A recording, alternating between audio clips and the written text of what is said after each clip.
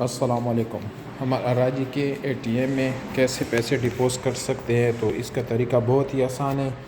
हम अराजी के ब्रांच में आ गए और कार्ड मशीन में दे दिया। जैसे मशीन में दे दिया तो इधर लिखा हुआ है कि इंग्लिश, तो मैं इंग्लिश पे क्लिक कर देता हूँ। ये बोले कि अपना कोड डाल दूँ। कोड डालने के बाद ये ऑप्शन आ गया डिपॉज़, तो मैं इस पर क्लिक कर दूँगा। तो मेरे साथ ये ओपन हो गया। ओपन होने के बाद मैंने इसमें पैसे रख दिया, ये बंद हो गया।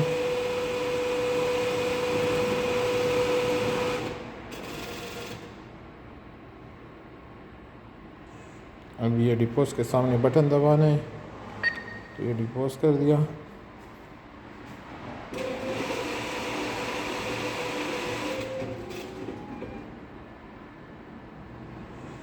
तो मैं इसको यस कर देता हूँ